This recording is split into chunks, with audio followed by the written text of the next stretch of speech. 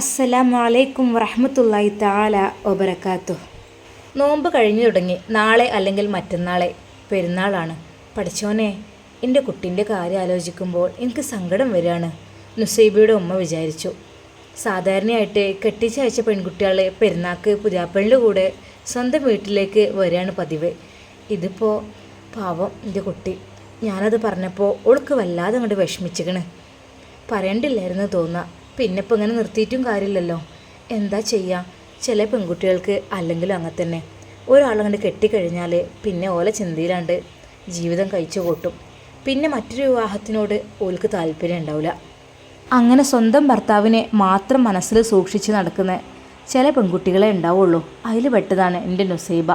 ഇനിയിപ്പോൾ വേറെന്തെങ്കിലും നമ്മളോട് ഭർത്താക്കന്മാർ പ്രശ്നം ഉണ്ടാക്കുക അല്ലെങ്കിൽ എന്തെങ്കിലും ഉപദ്രവിക്കുകയൊക്കെ ചെയ്താൽ പിന്നെ ഓലെക്കുറിച്ച് ഭയങ്കര പരാതിയായിരിക്കും, പ്രശ്നമായിരിക്കും, കേസായിരിക്കും, വീട്ടിൽ പറയലായിരിക്കും. അങ്ങനെയൊക്കെയാണ് സാധാരണ പെൺകുട്ടികൾ ചെയ്യൽ. പാവം എൻ്റെ നുസൈബ അങ്ങനത്തെ ഒരു പരാതിയും അവനെക്കുറിച്ച് വന്ന് പറഞ്ഞിട്ടില്ല. എല്ലാം ഞാനൊക്കെ കണ്ടറിഞ്ഞ് ചോദിച്ചറിഞ്ഞ് മനസ്സിലാക്കിയതാണ്. അല്ലാതെ എൻ്റെ ഫൈസൽ അങ്ങനെയാണെന്നോ നേരം വൈകിയാണ് വരലെന്നോ വീട്ടിലെത്തിയ പെണ്ണുങ്ങളോട് ചാറ്റ് ചെയ്യലാണ്, സംസാരിക്കലാണ്, വീഡിയോ കോളാണ്, അങ്ങനത്തേനെ കുറിച്ചൊന്നും ഒരു വാക്ക് ഇതുവരെ എൻ്റെ നുസൈബ എന്നോട് പറഞ്ഞിട്ടില്ല. പിന്നെ ഇപ്പം എന്താ ചെയ്യുക? ഓളമ്മന്നെ ലാസ്റ്റ് ഒക്കെ പറഞ്ഞു തന്നു. അല്ലാ, എൻ്റെ കുട്ടീൻ്റെ ഒരു വിധി. എന്തായാലും വേണ്ടിയില്ല, വേഗം ഒന്ന് തലാക്ക് ചെല്ലട്ടെ. എന്നിട്ട് വേണം പുതിയ ജീവിതം ഒന്ന് നോക്കാൻ ഓൾക്ക്. അല്ലാതെ ഇങ്ങനെ നിർത്തുന്നത് ശരിയല്ലല്ലോ. നുസൈബയുടെ ഉമ്മ ഓരോന്ന് ആലോചിച്ചു കൊണ്ടിരിക്കുകയാണ്. ഇന്ന് വല്യമ്മാൻ്റെ അടുത്തുനിന്ന് പോയി വരണം. അന്ന് ഉമ്മ അതാ വല്യമ്മയുടെ അടുത്തേക്ക് എത്തി. ഉമ്മ, അസ്സലാമു അലൈക്കും. വലൈക്കും അസ്സലാം. മോളെ, എന്താടി വർത്താനം? മോള് പോയോ നുസൈബ? ഇല്ലമ്മ, ഓളവിടെ വീട്ടിലുണ്ട്. അതെന്തേടി പെരുന്നാളായിട്ടും അതിനെ പറഞ്ഞേക്കാഞ്ഞത്? ഒന്നുമില്ലമ്മ, ഇനിയിപ്പോൾ പെരുന്നാൾക്ക് ഓല് ഇങ്ങോട്ട് വരുമോ എന്തോ അറിയില്ല. അല്ലേടി, അങ്ങനല്ല വേണ്ടിയത്. പെരുന്നാളായാലും 27-ആവായാലും കെട്ടിച്ചോടത്തൊക്കെ പറഞ്ഞേക്കണ്ടേ? ഈ എന്തി അതിനിവിടെ ഇങ്ങനെ വെച്ചുകൊണ്ട് നിന്നത്? അങ്ങനല്ലല്ലോ വേണ്ടിയത്. അതെ ഉമ്മ, ഓൾക്ക് പോയി പഠനം തിരക്കും കാര്യമൊക്കെ ആയതുകൊണ്ടേ അങ്ങോട്ട് പോകാൻ പറ്റിയിട്ടില്ല. അതാണ്. പെണ്ണെ, ഈ അങ്ങനെ പിടിച്ചു വെക്കരുതിട്ടോ. ഓളെ പറഞ്ഞേക്കണം. ഒന്നുമില്ലെങ്കിൽ ഓൾക്ക് അവിടെ പുതിയാപ്പിളിയും ഓളെ അമ്മായിമ്മയൊക്കെ ഉള്ളതല്ലേ. ഓലൊന്ന് സന്തോഷിപ്പിക്കാൻ വേണ്ടിയിട്ടെങ്കിലും ഒന്ന് പറഞ്ഞേക്കണ്ടേ? ഉമ്മ, ഞാൻ പറഞ്ഞേക്കാറ്റല്ല ഉമ്മ. ഞമ്മക്കിപ്പോൾ എന്താ പറഞ്ഞേക്കണേന്? പറഞ്ഞയച്ചിട്ട് പെരുന്നാളിൻ്റെ അന്ന് വൈകുന്നേരം പുതിയാപ്പിളിയും പുതിയണ്ണും നമ്മളെ വീട്ടിലേക്ക് പാർക്കാൻ വരിക. നമ്മളുണ്ടാക്കിയ ഭക്ഷണം, ബിരിയാണിയും പായസം ഒക്കെ ഓൾക്ക് കൊടുക്കുക. സന്തോഷത്തോടു കൂടി നമ്മളെ വീട്ടിൽ താമസിക്കുക. അതൊക്കെ ഉമ്മ എല്ലാ അമ്മമാർക്കും കാണാൻ ഇഷ്ടമുള്ളൊരു കാഴ്ചകളല്ലേ. പക്ഷേ ഉമ്മ, നമ്മളെ കുട്ടിക്ക് അതിനുള്ള ഭാഗ്യമില്ലേ കൂട്ടിക്കോളി. അതെന്താടി പറ്റ പോന്ന ഓളിവിടുന്ന്? ഉമ്മ, അറിയില്ല. ഓനിപ്പോൾ വേറെ പെണ്ണൊക്കെ കെട്ടി കൂടിക്കൊക്കെ അല്ലേ. അപ്പോൾ പിന്നെ ഇനിയും നമുക്ക് നമ്മളെ കുട്ടീനെ വിട്ടുകൊടുക്കാൻ പറ്റൂലല്ലോ. വല്യമ്മ ഒന്നും മിണ്ടിയില്ല. പഠിച്ചോനെ, എന്തൊക്കെയാണ് ഈ കേൾക്കണത്?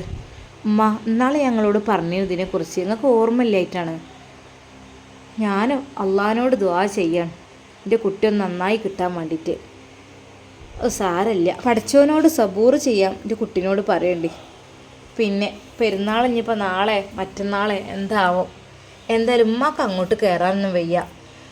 ഓളങ്ങോട്ട് പറഞ്ഞേക്കൊണ്ടിട്ടാ. എല്ലാവരും വരികയുണ്ട്. ആ ഉമ്മ, പിന്നെ ഉമ്മ, ഫിത്ർ സക്കാത്തിൻ്റെ അരി ഇക്ക വന്നിട്ട് കൊടുത്തയച്ചോളൂ കേട്ടോ. ഒക്കെ ഇവിടെ അളന്നെടുത്ത് വെച്ചേക്കണ്. ആ ആയിക്കോട്ടെ മോളെ. ഉമ്മ, എന്നാൽ ഞാൻ പോട്ടെ. പിന്നെ ഉമ്മക്ക് കുഴപ്പമൊന്നുമില്ലല്ലോ?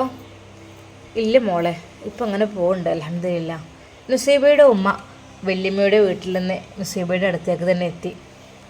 ഉമ്മ, നിങ്ങൾ എവിടെ പോയതായിരുന്നു? മോളെ, ഞാൻ വല്യമ്മാൻ്റെ അടുത്ത് പോയതായിരുന്നു. ഉമ്മ, എനിക്കും വല്യമ്മാനെ കാണാൻ പോതിയേക്കണം. കുറച്ച് ദിവസമല്ലേ പോയിട്ട്. ഉമ്മ, ഇനിയും വിളിച്ചുകൂടേനോ? മോളെ, ഇനി പെരുന്നാളല്ലേ, നാളെ മറ്റന്നാളൊക്കെ ആയാലേ. അപ്പോൾ ഒന്നാണ്ട് ഇറങ്ങിക്കൊണ്ടിട്ടോ. അല്ലെങ്കിൽ നമുക്ക് എല്ലാവർക്കും കൊണ്ട് പോവാം. അല്ലാതെ ഇപ്പോൾ നമ്മളെ വീട്ടിലൊക്കെ ആര് വരാനാ? അന്ന് ഷമ്മാസിൻ്റെ വീട്ടിൽ ഷമ്മാസും ഉമ്മയും ഓരോന്ന് സംസാരിച്ചു കൊണ്ടിരിക്കുകയാണ്. ഷോപ്പിൽ അന്ന് സ്റ്റാഫിനെ ഏൽപ്പിച്ചിട്ടുണ്ട്. അന്ന് ഷമ്മാസ് പോയിട്ടില്ല, വരാമെന്ന് പറഞ്ഞതാണ്. മോനെ, ഇന്നെന്താ മോന് ഷോപ്പിൽ പോകാത്തത്? ഉമ്മ, ഒന്നുമില്ല, ഇൻഷാ അല്ലാ പോവാം. ഇനിയിപ്പോൾ പെരുന്നാളല്ലേ, പിന്നെ ഫിത്ർ സക്കാത്തിൻ്റെ അരി അതൊക്കെ എത്തിച്ച് കൊടുക്കണ്ടേ. അപ്പം ഞാൻ വിചാരിച്ചു ഇന്നങ്ങോട്ട് ലീവ് എടുക്കാമെന്ന്. ആ, അത് മോനെ നല്ല കാര്യം തന്നെയാണ്. ഉമ്മ, അത് എങ്ങോട്ടൊക്കെ കൊടുക്കണം? മോനെ, കൊടുക്കാൻ അർഹതപ്പെട്ട ഒരുപാട് ആളുകളുണ്ട്. അതൊക്കെ മോൻക്കറിയുന്നതല്ലേ? ആ ഉമ്മ, അതൊക്കെ കൊടുത്തു വീട്ടണം. ഉമ്മ വിചാരിച്ചു, പഠിച്ചോനെ, അന്ന് സക്കാത്തിൻ്റെ ആ പൈസൻ്റെ കാര്യം അത് എൻ്റെ മോനോട് ഞാൻ കൊടുക്കുന്നത് ആർക്കാന്നുള്ളത് മറച്ചു വെച്ചു. അത് ഏറ്റവും അവകാശികൾ അതിൽ എൻ്റെ മരുമകൾ നുസൈബയുടെ ഫാമിലി തന്നെ ആയിരുന്നു. അന്ന് എൻ്റെ മോനോട് അതിനെക്കുറിച്ച് പറയാൻ എനിക്ക് പറ്റിയില്ല എന്ന് വെച്ചാൽ തോന്നിയില്ല. പഠിച്ചോനെ, എത്രയെന്ന് വിചാരിച്ചിട്ടാണ് ഞാനീ മറച്ചു വെക്കണത്. ഓളെ കാര്യം ഒന്നുമില്ലെങ്കിൽ എൻ്റെ കുട്ടി എൻ്റെ കൂടെ ഈ വീട്ടിൽ കഴിയണമല്ലേ, എന്തിനാ പോനോടായിട്ട് ഞാനത് മറച്ചു വെക്കണേ? ഉമ്മാക്ക് അതിനെക്കുറിച്ച് ആലോചിച്ചപ്പോൾ വളരെയധികം സങ്കടമായി. എനിക്ക് എൻ്റെ എല്ലാത്തിനും വലങ്കയായി നിൽക്കുന്ന എൻ്റെ ഷാമോന് ഈ വീട്ടിൽ നടന്ന കാര്യങ്ങളൊന്നും അറിയാതെ മറച്ചു വെച്ചിട്ട് എന്തിനാ? നാട്ടുകാർക്കൊക്കെ അറിയാം. പക്ഷേ എൻ്റെ ഷാമോന്, ഓനോട് ഞാൻ ഇതിനെക്കുറിച്ചൊന്നും പറഞ്ഞിട്ടില്ല. അന്ന് സക്കാത്തും തന്നെ അറിയാതെ അങ്ങോട്ട് എത്തിച്ചതൊക്കെ ആയിരുന്നു. ഇനിയിപ്പോൾ ഫിത്ർ സക്കാത്തിൻ്റെ അരി അത് അങ്ങോട്ട് എത്തിക്കണ്ടേ? എന്തപ്പോൾ ഞാൻ ചെയ്യുക? ഇനിയും ഇപ്പോൾ ഓനോട് എത്ര നാളെന്ന് വിചാരിച്ചാൽ പഠിച്ചവനെ മറച്ചു വെക്കുക? ഉള്ളതെല്ലാം കൂടി തുറന്ന് പറഞ്ഞാലോ? ഉമ്മയുടെ മനസ്സിൽ ഓരോ ചിന്തകൾ കടന്നുകൂടി.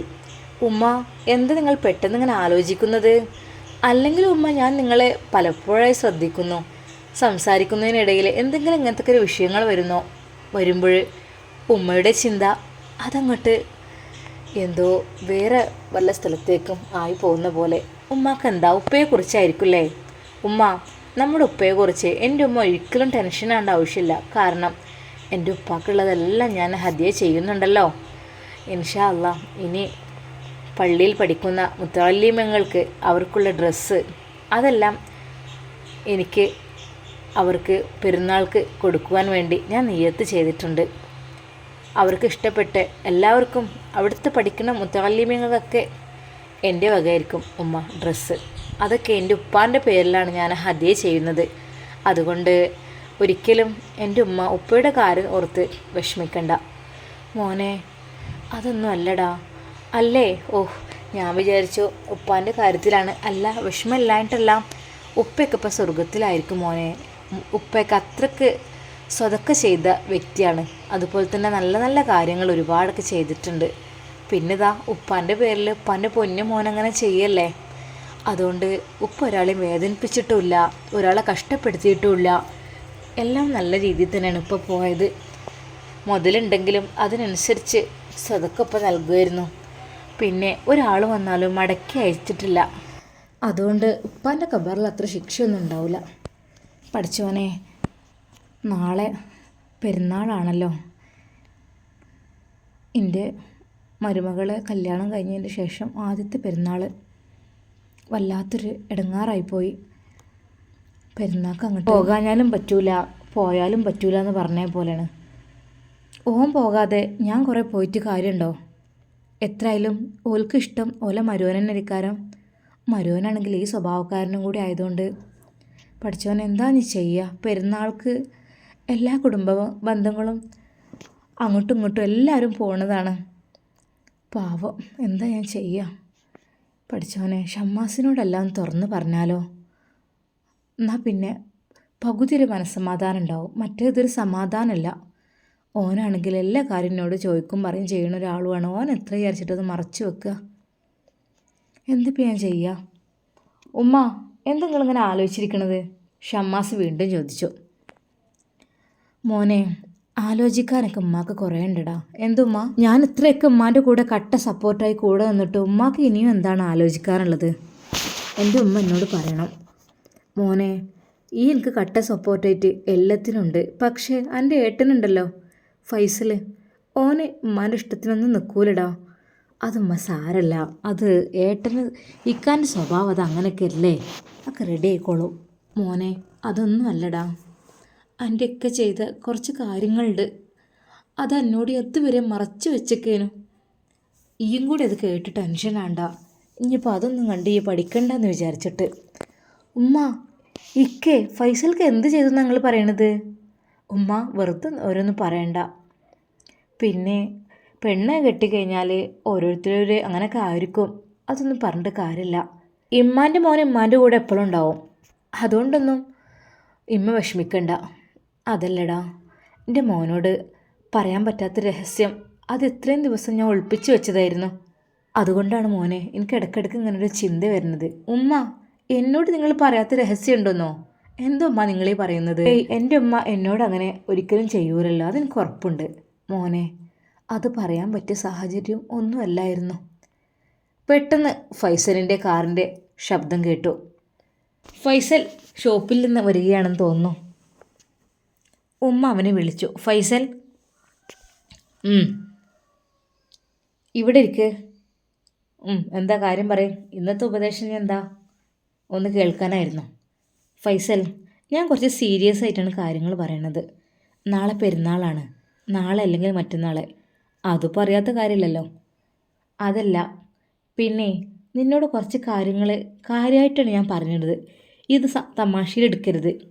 ഈ പെരുന്നാൾ ദിവസമൊക്കെ കെട്ടി പെണ്ണുങ്ങളുടെ അടുത്തേക്ക് ഒന്ന് പോവലും ഓൽക്ക് എന്തെങ്കിലുമൊക്കെ വാങ്ങിക്കൊടുക്കലും അല്ലെങ്കിൽ ഓല എങ്ങോട്ട് കൂട്ടിക്കൊണ്ടുവരലും ഓലായിട്ട് എങ്ങോട്ടൊക്കെ ടൂറ് പോലും അങ്ങനെയൊക്കെയാണ് സാധാരണ ആൾക്കാർ ചെയ്യൽ. എന്തപ്പം എൻ്റെ കഥ? നോമ്പുമില്ല, നോമ്പിന് ഏതായാലും പോയില്ല. എന്നാൽ ഞാൻ പെരുന്നാക്കെങ്കിലും അനക്കൊന്ന് പോയിട്ട് ഒന്നാളെ വിവരം ഒന്ന് അന്വേഷിച്ച് വന്നൂടെ? ഒന്ന് കണ്ടുവരുന്നതിന് തെറ്റൊന്നുമില്ലല്ലോ. എത്രയെല്ലാം എൻ്റെ പെണ്ണെന്നല്ലടാ ഓള്. ഇജോളം മൊഴി ചൊല്ലിയിട്ടൊന്നുമില്ലല്ലോ. ഈ കാട്ടിന് ഭയങ്കര തെറ്റാണ് കേട്ടോ. പെരുന്നാളാണ്, നാളെ മറ്റന്നാളെ ഒന്ന് പോകണം നീയെ. നിങ്ങൾക്ക് വേറൊന്നും പറയാല്ലേ? ഇതല്ലാതെ വേണമെങ്കിൽ നിങ്ങൾ പോയിക്കോ. ഞാൻ പറഞ്ഞില്ലേ, അവളിവിടെ നിർത്തിക്കോളൂ. നിർത്തിയിട്ട് നിങ്ങളെ കൂടെ കെടുത്തിക്കോളൂ. നിങ്ങൾക്ക് ഇഷ്ടമുള്ള മരുമകളല്ലേ, അങ്ങനെ നിന്നോട്ടെ. പിന്നെ ഞാൻ പലവട്ടം പറഞ്ഞിട്ടുണ്ട്, നിങ്ങൾക്ക് വേണമെങ്കിൽ പോകാൻ കൊണ്ടുവരാം, അതിനൊന്നും ഞാൻ തടസ്സമല്ല. ഓക്കെ, പക്ഷേ എൻ്റെ റൂമിലേക്ക് അങ്ങോട്ട് മുകളിലേക്ക് വരേണ്ട ആവശ്യമില്ല. എനിക്കതിന് താല്പര്യമില്ല. നിങ്ങളുടെ ഇഷ്ടത്തിന് കൊണ്ടുവരിക, എവിടെ നിർത്തുക, എന്ത് വേണമെങ്കിലും ചെയ്തോ, അതൊക്കെ നോ പ്രോബ്ലം. ആ കാര്യത്തിൽ നീ ഇടപെടണേ അല്ല. എന്നാൽ പിന്നെന്താടാ നീ അവളെ തലാക്ക് ചെല്ലാത്തത്? അതിനെനിക്ക് ഒഴിവ് കിട്ടിയിട്ടില്ല, അതുകൊണ്ട് തന്നെ. അല്ലാതെ ഓരോടുള്ള സ്നേഹം കൊണ്ടൊന്നുമല്ല. ഫൈസലെ, എന്നിട്ട് എന്താ എൻ്റെ ഉദ്ദേശം? ഈ പെരുന്നാക്കോള് വീട്ടിലേക്ക് പോകുന്നുണ്ടോ? എന്നോടിപ്പോൾ പറയണേ. എന്താ, അല്ലെങ്കിലേ പോയിട്ടില്ല. ഇപ്പോൾ പെരുന്നാക്ക് എന്തിനു പോകുന്നത്? എനിക്ക് അങ്ങനത്തെ ഒരു ചിന്തയും കാര്യങ്ങളൊന്നുമില്ല. ഇത് പറയാനല്ല നിങ്ങൾ എന്നെ വിളിച്ചു നിർത്തിയത്. എനിക്കറിയാം ഇങ്ങനെ വല്ലതും ആയിരിക്കുന്നേ. ഫൈസൽ ദേഷ്യം പിടിച്ചുകൊണ്ട് മുകളിലുള്ള റൂമിലേക്ക് പോയി. എന്നാൽ ഇതെല്ലാം ഷമ്മാസ് കേട്ടു. ഉമ്മ, നിങ്ങൾ എന്തൊക്കെയാണ് പറയണത്? നിങ്ങളെന്താ പറഞ്ഞത്? എനിക്കൊന്നും മനസ്സിലായില്ലല്ലോ. ആരുടെ വീട്ടിലേക്ക് പോകണ കാര്യം നിങ്ങൾ പറഞ്ഞത്? ഷാനിത്ത് പിന്നെ ഇവിടെ തന്നെയാണല്ലോ, വീട്ടിലേക്കൊന്നും പോകാറില്ലല്ലോ. നിങ്ങൾ എന്തൊക്കെയാണ് ഉമ്മ പറയണത്? പെരുന്നാൾക്ക് പോകണം എന്നോ, നോമ്പിന് പോയിട്ടില്ല എന്നോ?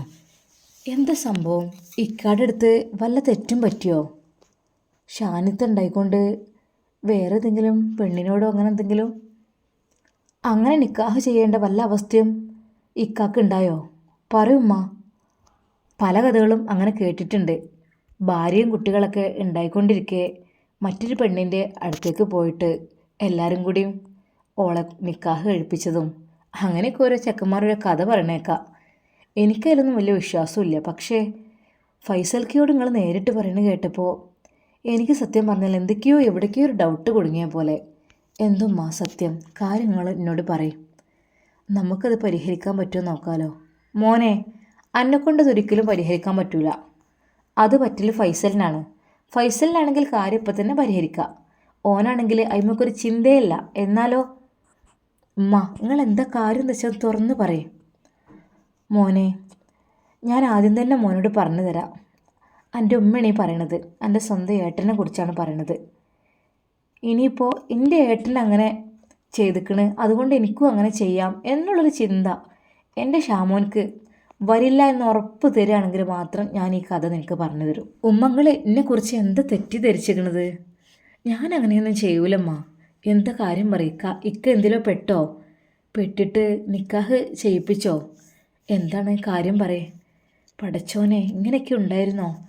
എന്തുകൊണ്ടാണ് ഉമ്മ എന്നോട് ഇതൊക്കെ മറച്ചു വെച്ചത്? മോനെ, ഇക്ക വല്ലതിലും പെട്ടതും നിക്കാഹ് അവിടുന്ന് ആൾക്കാർ കഴിപ്പിച്ചതും അങ്ങനെ ഒന്നല്ല. പിന്നെ ഉമ്മ, മോനെ ഷമ്മാസേ, നിന്നോട് ഞാൻ കുറച്ച് കാര്യങ്ങൾ പറയാം. നീ ഒന്നുകൊണ്ടും നിൻ്റെ ഏട്ടനെ അതുകൊണ്ട് വെറുക്കണ്ട. പിന്നെ അതൊക്കെ ഒരു ജീവിതത്തിൽ വന്നു പോയതാണ് എന്ന് കരുതി അതൊരിക്കലും ഒരു മാതൃക ആക്കുകയും ചെയ്യരുത്. ഒരാൾക്കൊരു തെറ്റൊക്കെ പറ്റും, പക്ഷേ ആ തെറ്റ് കണ്ട് മറ്റുള്ളവരും അവനക്ക് ചെയ്യാലോ, എന്തുകൊണ്ട് എനിക്കാവൂല എന്ന്, എനിക്കത് പറ്റൂല എന്നൊന്നും ചിന്തിക്കരുത് ഒരിക്കലും. ഈ ഉമ്മയോട് അല്പെങ്കിലും സ്നേഹമുണ്ടെങ്കിൽ. ഇല്ലമ്മ, നിങ്ങൾ എന്താ പറയണത്? ഞാനങ്ങനെ ചെയ്യൂല. ശരിയാണ്, അങ്ങനെയൊക്കെ എല്ലാവരും പറയും, ഞാനങ്ങനെ ചെയ്യൂല, പറയൂല, കാട്ടൂല എന്നൊക്കെ. പക്ഷേ ചില സാഹചര്യങ്ങൾ വരുമ്പോഴേ മനുഷ്യന് പിശാച്ചായി മാറും. ഒരിക്കലും മനുഷ്യൻ്റെ ബുദ്ധിയിൽ നിന്ന് അവർ മാറിപ്പോവുകയാണ്. പിന്നീട് അവർ പിശാച്ചാണ്. പിന്നെ പിശാച്ച് എന്താണ് പറയുന്നത് അതിനനുസരിച്ച് നമ്മൾ മനുഷ്യൻ നീങ്ങും.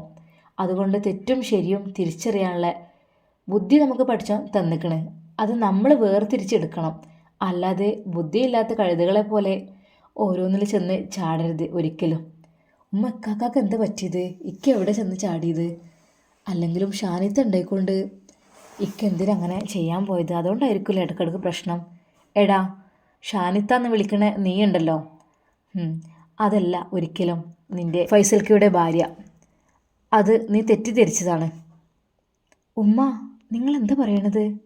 അപ്പം ഞാൻ ഡ്രസ്സ് വാങ്ങിക്കൊടുത്തതും അതൊക്കെ ഇക്കാൻ്റെ ആ വൈഫിനല്ലേ? ആയിരിക്കാം, ശരിയാണ്. നിൻ്റെ കണ്ണിൽ ഇക്കാൻ്റെ വൈഫ് എന്ന് പറയുമ്പോൾ അതല്ലേ? അങ്ങനെയല്ല മോനെ, ഒരുപാട് കഥകളുണ്ട് പറയാൻ. പറഞ്ഞാൽ എൻ്റെ കുട്ടി വരെ സങ്കടപ്പെടും. ഉമ്മ, എന്തായാലും എന്നോട് പറയുമ്മ. ഞാൻ ഈ വീട്ടിലത്തെ അങ്ങല്ലേ, എന്നോട് ഇതിനതൊക്കെ മറച്ചു വെച്ചിട്ടുള്ളത്? മറച്ചു വെക്കാൻ ചില സംഗതികളൊക്കെ ഉണ്ടായിരുന്നു. അതൊക്കെ എൻ്റെ സാഹചര്യം വരുമ്പോൾ പറയാമെന്ന് വിചാരിച്ചതാണ്. പക്ഷേ ഇന്ന് ഞാൻ എന്നോട് ആ കാര്യം പറയാൻ വിചാരിച്ചിരുന്നു. പിന്നെ ഞാൻ ഫൈസലിനെ ചീത്ത പറയുന്നതും ഈ കേട്ടു. അപ്പോൾ പിന്നെ ഇനിയൊന്നും മറച്ചു വെക്കാനാവില്ല എന്ന് ഞാനും വിചാരിച്ചു.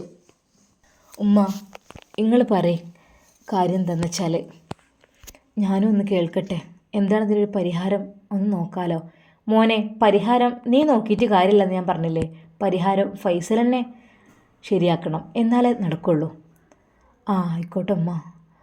മോനെ, നമ്മളെ വീട്ടിൽ ഒരു 10 മാസം മുമ്പ് വലിയൊരു കല്യാണം നടന്നു. എൻ്റെ മോന് ആ ഫോട്ടോ ഒക്കെ കണ്ടോ? ഉമ്മ, അത് ഞാൻ കണ്ടു. പക്ഷേ നിങ്ങൾ ശരിക്കും വ്യക്തമായൊരു ഫോട്ടോ എനിക്ക് കിട്ടിയിട്ടില്ലായിരുന്നു. ശരിക്ക് ഇക്കായുടെ മുഖമൊക്കെ മണവാട്ടിയുടെ മുഖം പോലെ ശരിക്ക് കാണാത്ത രീതിയിൽ മണവാട്ടി അത് പൊത്തി പിടിക്കുകയും മറച്ചു പിടിക്കുകയും എന്തൊക്കെ ചെയ്തിട്ടുണ്ട്. അപ്പോൾ കറക്റ്റ് എനിക്ക് അറിയില്ലല്ലോ ഒന്നും. അപ്പോൾ ഷാനിത്തയല്ലേ ആ ഒരു മണവാട്ടി? എടാ, ഈ ഷാനി എന്ന് പറയണേ, ഈ ഷാനിത്ത എന്ന് വിളിക്കണേ, അവർക്ക് എത്ര പ്രായമുണ്ട് കണ്ടിട്ട്? സാധാരണയായി ഫൈസൽ എൻ്റെ ജ്യേഷ്ഠന് കല്യാണം കഴിക്കുന്നവർ അത്രയും വലിയ പ്രായമുള്ളവരെ കല്യാണം കഴിക്കുമോ? സാധാരണയായിട്ട് കുറച്ച് പ്രായം കുറഞ്ഞവരായിരിക്കുമല്ലോ നമ്മുടെ നാട്ടിലൊക്കെ. ഉമ്മ, എന്നിട്ട്? അതേടാ, എനിക്ക് ഫൈസൽ പറഞ്ഞേ എനിക്ക് ഒന്നും വേണ്ട, എനിക്ക് സൗന്ദര്യം മാത്രമുള്ള പെൺകുട്ടിനെ മതിയെന്ന്. ആ കാര്യം ബ്രോക്കറോട് പറഞ്ഞ് ഏൽപ്പിച്ചു. അവർ ഒരു പാവപ്പെട്ട വീട്ടിൽ നിന്ന് ഒരു പെൺകുട്ടിയെ കണ്ടെത്തി. സ്വർണവും പണവും ഒന്നും വേണ്ട, സൗന്ദര്യം മതിയെന്ന് പറഞ്ഞപ്പോൾ ആ കുട്ടീനെ അവർ കെട്ടിച്ച് നമ്മളെ വീട്ടിലെത്തി. എനിക്കറിയില്ലേ, പിന്നെ ഇവിടെയൊക്കെ നമ്മൾ ഫാഷൻ്റെ ലോകത്ത് ജീവിക്കുന്നവരല്ലേ. എൻ്റെ മൂത്തച്ചിയായാലും പെങ്ങളായാലും എല്ലാവരും അവൾക്ക് ഇവർ കൊണ്ടുപോയ ഡ്രസ്സ് മോഡേൺ ടൈപ്പിലുള്ളതായിരുന്നു. അതൊന്നും അവൾക്ക് ഇട്ടുപോലും ശീലമല്ല എന്നാണ് പറഞ്ഞത്. അങ്ങനെ എന്തായാലും കല്യാണം കഴിച്ച് ഇവിടെ എത്തി. ഓള് കുറച്ചൊക്കെ ദയനീയായൊരു കുട്ടിയായിരുന്നു. ഖുർആൻ ചോദിക്കലും മുസല്ല നിസ്കാരക്കുപ്പായം ചോദിക്കലും അങ്ങനെയൊക്കെയായിരുന്നു ആ ദിവസം. അന്നൊക്കെ എല്ലാവരും അവളെ കളിയാക്കി. കല്യാണം കഴിഞ്ഞ പുതിയണ്ണെ നിസ്കരിക്കേ, ഖുർആൻ ചോദിക്കേ, ഹൈ ഇതെന്താണ്, എല്ലാവരും ഒന്ന് കാണട്ടെ ഡ്രസ്സ് ഇട്ടുകൊണ്ട്, അങ്ങനെയൊക്കെ എല്ലാവരും പറഞ്ഞ് അവളെ കളിയാക്കിയിരുന്നു. പക്ഷെ എന്നാലും ഞാൻ അവൾക്ക് സപ്പോർട്ടായി നിന്നിരുന്നു. അന്നും എല്ലാവരും അവളെ ശകാരിച്ചിരുന്നു. അങ്ങനെയാണ് ആ കുട്ടിൻ്റെ വിവാഹ ജീവിതം തുടങ്ങുന്നത്. ഉമ്മ, ഇതിപ്പോൾ ഇക്കയുടെ? അതേടാ, നിൻ്റെ ഇക്ക ആദ്യം കെട്ടിക്കൊണ്ടുവന്ന പെണ്ണാണിത്. അവളുടെ കഥയാണ് ഞാനീ പറയണത്. ഉമ്മ, എന്നിട്ട്? ആ കുട്ടിക്ക് ഇവിടുത്തെ ഫാഷൻ മോഡലിലുള്ള ജീൻസും ടോപ്പും കഴുത്തൊക്കെ ഇറങ്ങിയ ഡ്രസ്സും തലയിൽ തട്ടിടാതെയും അങ്ങനത്തെ മോഡൽ ഡ്രസ്സൊന്നും അവൾക്ക് പറ്റിയില്ല. അത് ഇടിയിപ്പിക്കാൻ വേണ്ടി ഇവരൊക്കെ നിർബന്ധിക്കുവാണ്. അതുപോലെ തന്നെ അവനും വിചാരിച്ചത് ഫാഷൻ്റെ ലോകത്ത് ജീവിക്കാം, മോഡേണായിട്ട് ജീവിക്കാം ഇൻസ്റ്റഗ്രാമിൽ റീൽസ് ഇടാൻ വേണ്ടി ഡാൻസ് ചെയ്യണം. അങ്ങനെയൊക്കെയാണ് അവനും ഇവളെക്കുറിച്ച് ചിന്തിച്ചത്. പക്ഷേ ഇവൾ പറഞ്ഞു, എനിക്ക് അവർത്ത് മറിച്ച് ജീവിക്കാനാണ് ഇഷ്ടം, എന്നെ നിങ്ങൾ ഒരിക്കലും നിർബന്ധിക്കരുത് ഇങ്ങനെയൊന്നും ചെയ്യാൻ എന്നവൾ പറഞ്ഞു. അത് കേട്ടപ്പോൾ ഫൈസലിന് ദേഷ്യം വന്നു. പിന്നീട് അങ്ങോട്ട് അവന് അവൻ്റേതായ ലോകത്തായി മാറി. അവന് രാത്രി 12 മണി 1 മണി 1:30 കയറി വരും. അപ്പോഴും ഈ കുട്ടി ഭക്ഷണമായിട്ട് അവിടെ കാത്തിരിക്കുന്നുണ്ടാവും. ഞാൻ പറയും, മോള് പോയി കിടന്നോ. അപ്പോൾ ഇവള് പറയും, വേണ്ടമ്മ, ഇക്ക ചിലപ്പം കുഴങ്ങി വരുമായിരിക്കും. ഇക്ക പിന്നെ ഭക്ഷണം കഴിക്കാതെ കിടക്കും. അങ്ങനെ ഫൈസലിനെ നല്ല രീതിയിൽ നോക്കിക്കൊണ്ടുവന്ന പെൺകുട്ടിയാണ് നുസൈബ. അതിനിടയ്ക്ക് ഇക്കാക്കൊരു ആക്സിഡൻ്റ് ആയ കാര്യം മോൻ അറിഞ്ഞിരുന്നോ? ആ ഉമ്മ പറഞ്ഞിരുന്നു. അന്ന് ഞാൻ പഠിച്ചവനോട് കുറേ ദുആ ചെയ്തു, പഠിച്ചവനെ എൻ്റെ ഇക്കാക്കൊന്നും പറ്റരുത്. ശരിയാണ് മോനെ, ഒരു 10-45 ദിവസത്തോളം ഓന് ബെഡ് റെസ്റ്റ് ആയിരുന്നു. ഒന്ന് തലയനക്കാനോ കണ്ണനക്കാനോ ഒന്നിനും കഴിയുന്നില്ലായിരുന്നു. എല്ലാത്തിനും സഹായമായി ആ പെണ്ണുണ്ടായിരുന്നു. ആ പെണ്ണ് ഓൻ്റെ കൂടെ ഓനക്ക് വാരി കൊടുത്തും വെള്ളം കൊടുത്തും അങ്ങനെ ഓൻ്റെ പ്രാഥമിക കാര്യങ്ങളൊക്കെ നിർവഹിച്ച് കൊടുത്തും ഓനെ അങ്ങനെ ജീവിതത്തിലേക്ക് തിരിച്ചു കൊണ്ടുവരികയാണ്. അവന് ആക്സിഡൻറ്റ് പറ്റുന്നതിന് മുമ്പായിട്ട് തന്നെ ഇവളും അവനും വലിയൊരു ടച്ചിലൊന്നും അല്ലായിരുന്നു. പലപ്പോഴും ഇവൻ പറയും, ഈ എന്തിനാ കിടക്കയിൽ കയറി കിടക്കണേ, നിലത്ത് പായ വിരിച്ചൊന്ന് കിടന്നോ എന്നൊക്കെ പറഞ്ഞ് അവളെ പല ദിവസം ആ ബെഡിൽ നിന്ന് ആട്ടിയിട്ടുണ്ട്. കാരണം എന്താണെന്നാ, അവന് ഓരോ ഫാഷൻ ഡ്രസ്സൊക്കെ കൊണ്ടുവരും, അതൊക്കെ ഇട്ട് ടൂറ് പോരണം, ഫ്രണ്ട്സുകളുടെ ഇടയിൽ ചാടിക്കളിക്കണം, അതൊക്കെ പറയണത്. അതൊന്നും അവൾക്ക് പറ്റാതായപ്പോൾ അവൾ പറഞ്ഞു, ഇക്ക എനിക്കിങ്ങനെയൊന്നും ശീലമായിട്ടില്ല. ഞാൻ ഇതുപോലുള്ള മുക്കാൽ ഡ്രസ്സും ഹാഫ് കൈയൊന്നും ഇട്ട് ഇതുവരെ നടന്നിട്ടേ ഇല്ല. എൻ്റെ കല്യാണ ഡ്രസ്സ് തന്നെ എനിക്കിഷ്ടമല്ലായിരുന്നു. പിന്നെ അവരെല്ലാവരും കൂടി നിർബന്ധിച്ചാണ് എന്നെക്കൊണ്ട് ഇടിയിപ്പിച്ചത്. ഇക്ക എന്നോട് ക്ഷമിക്കണം. എനിക്ക് നിങ്ങൾ ഫുൾ സ്ലീവ് ഡ്രസ്സ് ഒക്കെ ആണെങ്കിൽ ഞാൻ നിങ്ങളുടെ കൂടെ അതിട്ട് വരാം. അല്ലാതെ ഇത് ശരീരം കാണുന്നതൊക്കെ ഹറാമല്ലേ ഇക്ക, നിങ്ങൾക്കറിയില്ലേ, നമ്മളൊക്കെ മുസ്ലിങ്ങളല്ലേ, ഇങ്ങനെ നടക്കാൻ പാടുണ്ടോ? ആ കുട്ടി അങ്ങനെയൊക്കെ അന്ന് പറഞ്ഞു നോക്കി. പക്ഷേ അന്ന് രാത്രിയായപ്പോൾ ഫൈസൽ അന്ന് കുറച്ച് നേരത്തെ വന്നിരുന്നു. അവൾ വാതിലിനടുക്കിലേക്ക് ചെന്നപ്പോൾ വാതിൽ കുറ്റിയിട്ടിരിക്കുന്നു. അവൾ മുട്ടി വിളിച്ചു നോക്കി, ഇക്ക ഇക്ക ഇക്ക. നിന്നോടല്ലടി ഞാൻ പറഞ്ഞത് അവിടെ എവിടെയും പോയി കിടന്നോന്ന്. നിന്നോട് ആരെങ്ങോട്ട് വരാൻ പറഞ്ഞ്? ഞാൻ പറഞ്ഞത് കേൾക്കാൻ നിനക്ക് സമ്മതമല്ല അല്ലേ? പിന്നെ ഇപ്പോൾ നീ പറഞ്ഞത് ഞാൻ കേൾക്കുമോ? നീ എവിടെയെങ്കിലും പോയി കിടന്നോ? എനിക്കിപ്പോൾ എന്താ? അന്ന് ആ പെണ്ണ് പാവം രാത്രി ആ വാതിൽക്കലിരുന്ന് നേരം വെളുക്കുവോളം കരഞ്ഞു എന്നാണ്. ഞാനൊന്നും അറിഞ്ഞിട്ടില്ലായിരുന്നു. പിന്നീടിങ്ങനെ ഞാനിങ്ങനെ ഓരോന്നായി അറിഞ്ഞു കഴിഞ്ഞു.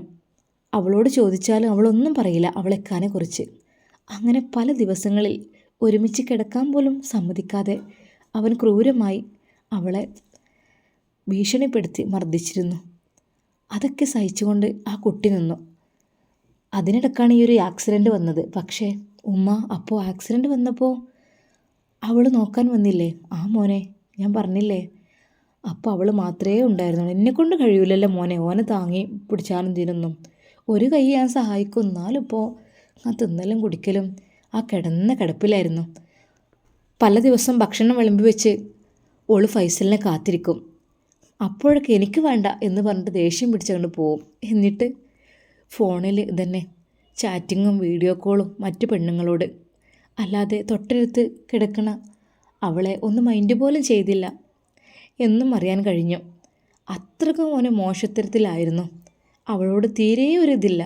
ഒരു ദിവസം ചോറ് എന്തോ മുന്നിലേക്ക് വെച്ച് കൊടുത്തപ്പോൾ ഒരൊറ്റ തട്ട്, അത് മുഴുവൻ ചിന്നി ചിതറി വീണു. ആ വറ്റെല്ലാം അവൾ പെറുക്കിയെടുത്ത് ആ കുപ്പിച്ചില്ലെല്ലാം പെറുക്കി. എങ്കിലും ഒരു അക്ഷരം മിണ്ടിയില്ല. മുഖത്തേക്ക് വരെ വെള്ളം ഒഴിച്ചിട്ടുണ്ട്. എന്തെങ്കിലുമൊക്കെ ഭക്ഷണത്തിൽ ഉപ്പോ എരിവോ പുളിയോ എന്തെങ്കിലുമൊക്കെ ഒന്ന് കൂടെ കുറവേ ചെയ്താലും ശകാരിക്കും. ചോറൊക്കെ വലിച്ചെറിഞ്ഞു പോകും. അത്രക്കും നീചമായൊരു സ്വഭാവമായിരുന്നടാ എൻ്റെ ഇക്കാക്ക് ഓളുള്ളപ്പോൾ. ആദ്യമൊക്കെ ഓളെന്നോടൊന്നും പറയില്ലായിരുന്നു, ഒക്കെ മറച്ചു വെച്ചു. പിന്നീട് ഓനക്ക് ആക്സിഡൻ്റായി ഇവിടെ എത്തിയപ്പോഴല്ലേ ഓൻ്റെ തനി സ്വഭാവമൊക്കെ അറിയണത്.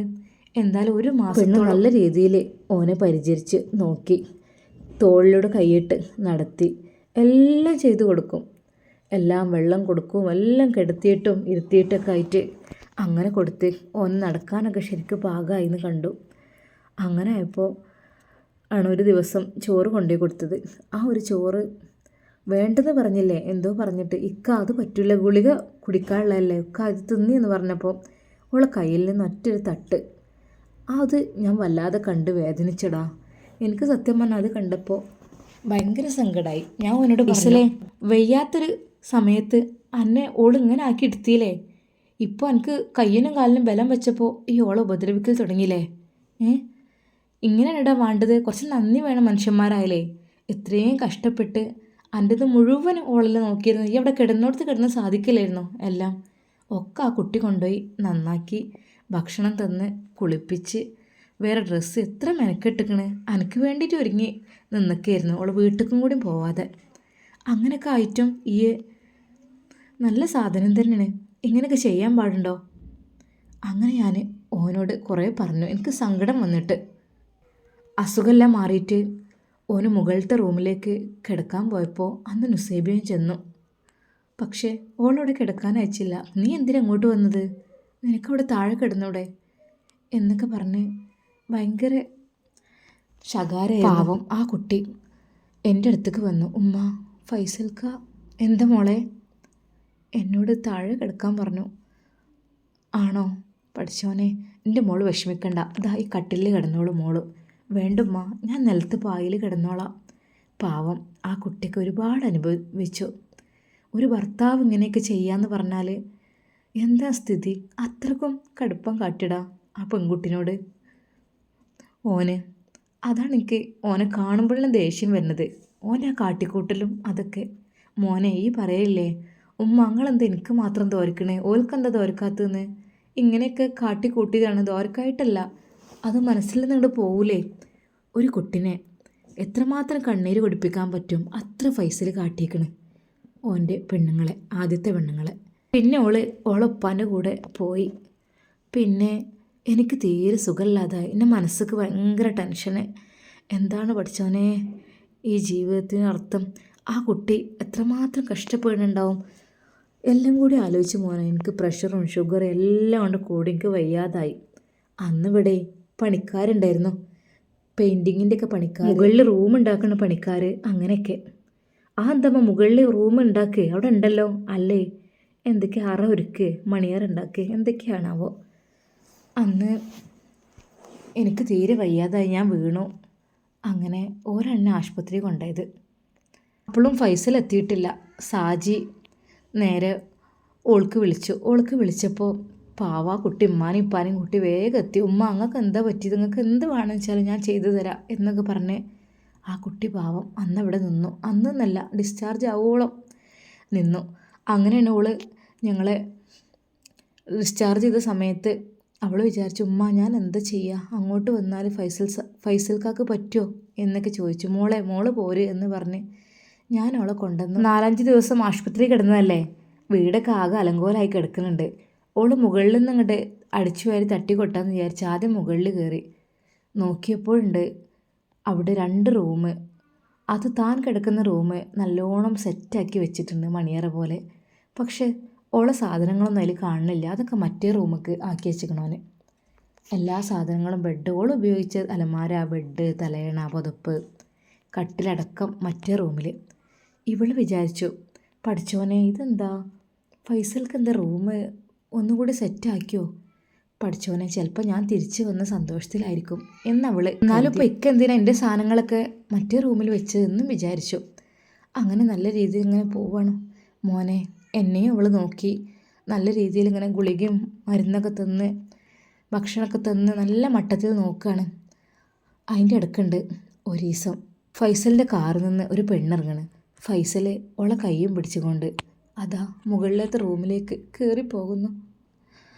എന്തായിരിക്കും അപ്പത്തെ സ്ഥിതി? ആ പെണ്ണിതെല്ലാം കാണുകയാണേ, ഞാനും ഓളുമാണത് കാണുന്നത്. എന്താണ് ഓൻ്റെ കൂടെ ഒരു പെണ്ണ്, ആരുടെ ഹൃദയം പൊട്ടിപ്പോകൂലേ.